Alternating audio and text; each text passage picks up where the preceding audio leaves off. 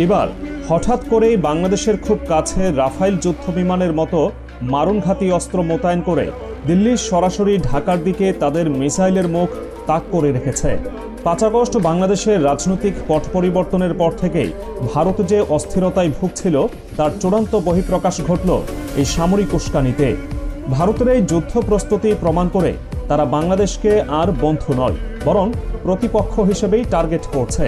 Chicken স্নেকের নিরাপত্তা অজুহাত দেখিয়ে মূলত বাংলাদেশের সার্বভৌমত্বের উপর মনস্তাত্ত্বিক চাপ সৃষ্টি করাই এখন দিল্লির প্রধান এজেন্ডা হয়ে দাঁড়িয়েছে।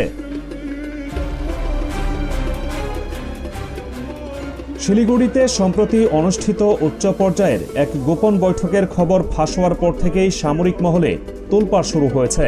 স্টেট সাবসিডিয়ারি মাল্টি এজেন্সি সেন্টারের ব্যানারে আয়োজিত এই বৈঠকে ভারতের শীর্ষ গোয়েন্দা সংস্থা র, আইবি এবং সামরিক বাহিনীর উচ্চপদস্থ কর্মকর্তারা উপস্থিত ছিলেন। বৈঠকের মূল এজেন্ডা হিসেবে অনুপ্রবেশ এবং সীমান্ত নিরাপত্তার কথা বলা হলেও ভেতরের খবর হলো সেখানে মূল আলোচনার বিষয় ছিল বাংলাদেশ।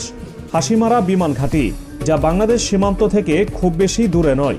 সেখানে ফ্রান্স থেকে কেনা অত্যাধুনিক রাফাইল যুদ্ধবিমান আগে থেকেই মোতায়েন ছিল ১০১ স্কোয়াড্রনের অধীনে, কিন্তু এখন সেই স্কোয়াড্রনকে হাই অ্যালার্ট বা সর্বোচ্চ সতর্কাবস্থায় রাখা হয়েছে। রাফাইলের মতো একটি ডিপ পেনিট্রেশন স্ট্রাইক এয়ারক্রাফট, যা কিনা পারমাণবিক অস্ত্র বহনে সক্ষম, তা কেন বাংলাদেশের সীমানার এত কাছে প্রস্তুত রাখা হয়েছে এই উত্তর খুঁজতে খুব বেশি গবেষণার প্রয়োজন হয় না। বাগডোগরা বিমানবন্দরের নিরাপত্তা ব্যবস্থা রাতারাতি কয়েকগুণ বাড়িয়ে দেওয়া হয়েছে। সাধারণ যাত্রীবাহী বিমানের আড়ালে সেখানে সামরিক কার্গো বিমানের আনাগোনা বেড়েছে। গোয়েন্দা তথ্যে উঠে এসেছে যে আকাশ প্রতিরক্ষা ব্যবস্থা বা এয়ার ডিফেন্স সিস্টেমগুলোকে সীমান্তের দিকে মুভ করানো হয়েছে। এর মানে হলো ভারত আশঙ্কা করছে বাংলাদেশ থেকেও পাল্টা কোনো আকাশসীমা লঙ্ঘনের ঘটনা ঘটতে পারে, অর্থাৎ তারা আগ বাড়িয়ে একটি সংঘাতময় পরিস্থিতি তৈরি করে রেখেছে। শিলিগুড়ি করিডোর ভারতের জন্য এতটাই সংবেদনশীল যে এই ২২ কিলোমিটার সরু পথটি বন্ধ হয়ে গেলে ভারতের মূল ভূখণ্ড থেকে তাদের উত্তর পূর্বাঞ্চলীয় ৭টি রাজ্য, যাকে 7 সিস্টার্স বলা হয়, তা পুরোপুরি বিচ্ছিন্ন হয়ে যাবে। আর এই করিডোরটি বাংলাদেশের একেবারে ঘাড়ে নিঃশ্বাস ফেলছে। ভারতের এই হঠাৎ ঘুমহারাম হওয়ার পেছনে যৌক্তিক কারণও রয়েছে।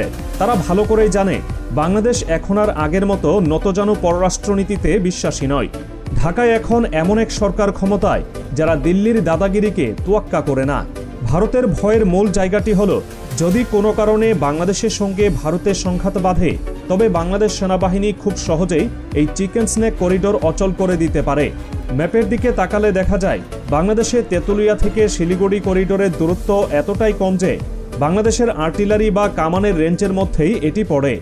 ভারত আশঙ্কা করছে চীন এবং বাংলাদেশের বর্তমান সামরিক সক্ষমতা তাদের এই দুর্বল স্থানটিকেই আঘাত হানতে পারে। আর সেই ভয় থেকেই মোদী সরকার তড়িঘড়ি করে সীমান্তে ভারী অস্ত্রশস্ত্র এবং যুদ্ধবিমান জড়ো করছে। বৈঠকের পর থেকে বিএসএফ এবং ভারতীয় সেনাবাহিনীর নর্দার্ন কমান্ডের তৎপরতা চোখে পড়ার মতো। সীমান্তের নজরদারি নামে তারা মূলত বাংলাদেশের ভূখণ্ডের উপর ২৪ ঘন্টা ইলেকট্রনিক সার্ভিল্যান্স বা নজরদারি চালাচ্ছে। রাডার এবং স্যাটেলাইট ইমেজের মাধ্যমে তারা বাংলাদেশের ভেতরে সামরিক মুভমেন্ট ট্র্যাক করার চেষ্টা করছে। ভারতের এই আচরণ আন্তর্জাতিক সামরিক শিষ্টাচারের চরম লঙ্ঘন। একটি স্বাধীন দেশের সীমান্তের ওপারে এভাবে সমরাস্ত্র তাক করে রাখা মানে সরাসরি যুদ্ধের হুমকি দেওয়া। বিশেষ করে রাফাইল জেটে ব্যবহৃত মিটিওর মিসাইল, যা ১০০ কিলোমিটারের বেশি দূরের লক্ষ্যবস্তুতে আঘাত হানতে পারে, তা সীমান্তে মোতায়েন করার অর্থ হলো তারা ভারতের আকাশসীমায় থেকেই বাংলাদেশের অনেক গভীরে আঘাত হানার পরিকল্পনা বা সক্ষমতা মহড়া দিচ্ছে।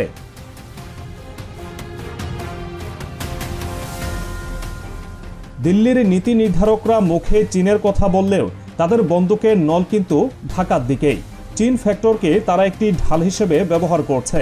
তারা বিশ্ববাসীকে বোঝাতে চাইছে যে এই প্রস্তুতি চীনের জন্য, কিন্তু বাস্তবতা হলো চীনের সীমান্ত অরুণাচল বা লাদাখে।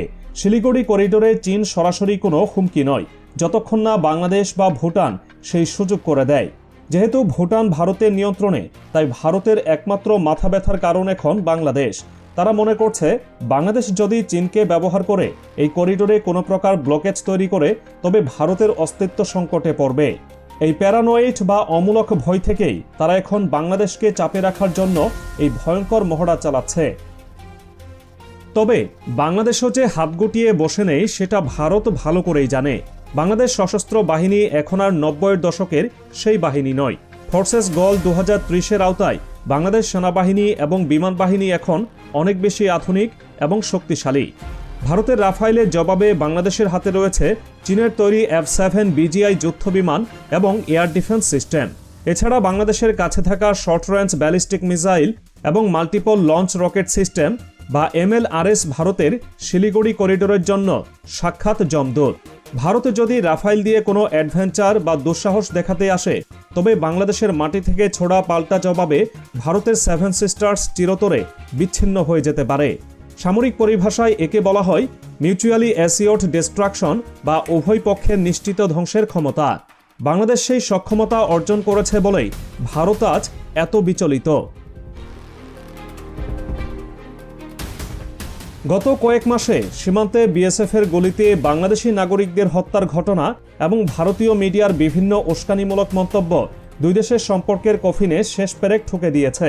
এর সঙ্গে এখন যুক্ত হলো রাফাইল আতঙ্ক। ভারতের এই আচরণ স্পষ্টতই জাতিসংঘের সনদের লঙ্ঘন। কোনো দেশ তার প্রতিবেশীকে সামরিক ভয় দেখিয়ে কোনো রাজনৈতিক সুবিধা আদায় করতে পারে না, কিন্তু মোদী সরকার ঠিক সেই কাজটি করার চেষ্টা করছে। তারা ভাবছে যুদ্ধবিমানের গর্জন শোনালে ঢাকা ভয়ে তাদের সব আবদার মেনে নেবে, কিন্তু ইতিহাস সাক্ষী বাঙালি জাতি কখনোই বন্দুকের নলের মুখে মাথা নত করেনি, ৭১ও করেনি, এখনও করবে না। শিলিগুড়ির ওই বৈঠকে শুধু সামরিক প্রস্তুতি নয়, তথ্য আদান প্রদান এবং সন্ত্রাসী নেটওয়ার্ক ট্র্যাকিংয়ের কথাও বলা হয়েছে। এর আড়ালে ভারত মূলত বাংলাদেশের অভ্যন্তরীণ বিষয়ে নাক গলানোর নতুন রাস্তা খুঁজছে। তারা জঙ্গি দমন বা নিরাপত্তার ঝুঁকির ধোঁয়া তুলে বাংলাদেশের ভেতরে কোনো ধরনের চোরাগোপ্তা অপারেশন বা সার্জিক্যাল স্ট্রাইকের স্বপ্ন দেখতে পারে। রাফাইল এবং অ্যাপাচি হেলিকপ্টারের উপস্থিতি সেই ইঙ্গিতই বহন করে। তবে বাংলাদেশ বর্ডার গার্ড বা বিজিবি এবং সেনাবাহিনী সীমান্তে এখন সর্বোচ্চ সতর্ক অবস্থায় রয়েছে। ভারতের যে কোনো ভুল পদক্ষেপের কড়া জবাব দিতে তারাও প্রস্তুত।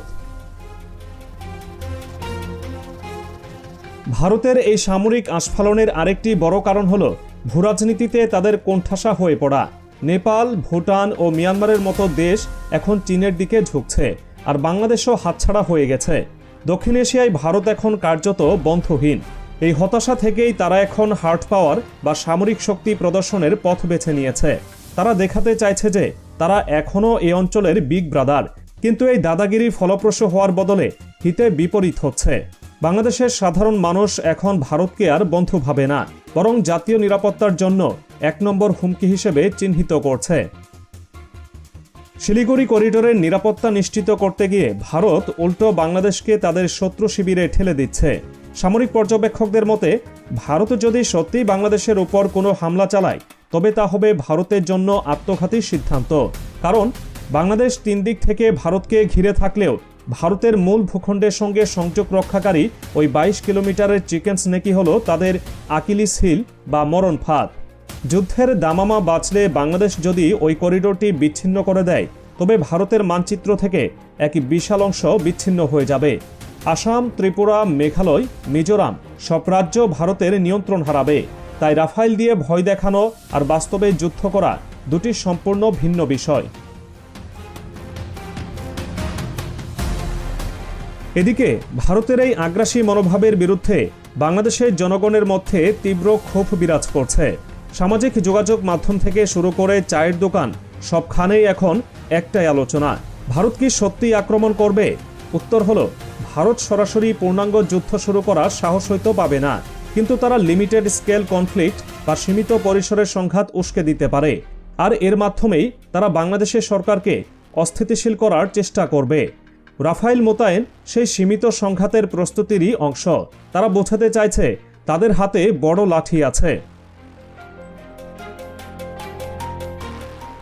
তবে শিলিগুড়িতে অনুষ্ঠিত ওই হাই প্রোফাইল মিটিং এবং পরবর্তী সময়ে রাফাইল ও এয়ার ডিফেন্স সিস্টেমের মোতায়েন এসব কিছুই একটি সুগভীর ষড়যন্ত্রের অংশ। নরেন্দ্র মোদী সরকার তাদের অভ্যন্তরীণ রাজনীতি এবং হিন্দুত্ববাদী এজেন্ডা বাস্তবায়ন করতে গিয়ে প্রতিবেশীদের সঙ্গে সম্পর্ক বিষিয়ে তুলেছে। এখন সেই বিষ বাষ্প যুদ্ধের কালো মেঘ হয়ে বাংলাদেশের আকাশে জমছে। কিন্তু বাংলাদেশও এখন এক নতুন বাংলাদেশ। যে কোনো আগ্রাসনে দাঁত ভাঙা জবাব দেওয়ার সক্ষমতা এবং মনোবল দুটোই এই জাতির আছে। ভারতের রাফাইল বা সুখই হয়তো আকাশে উড়বে, কিন্তু বাংলার মাটিতে কোনো আগ্রাসী শক্তির স্থান হবে না। চিকেন স্ন্যাক যদি ভারতের হৃৎপিণ্ড হয়, তবে বাংলাদেশ সেই হৃৎপিণ্ডের স্পন্দন থামিয়ে দেওয়ার ক্ষমতা রাখে। তাই দিল্লির উচিত আগুনের সাথে না খেলা, কারণ সেই আগুনে শুধু বাংলাদেশ পুড়বে না, ভারতের অস্তিত্বও ছাই হয়ে যেতে পারে।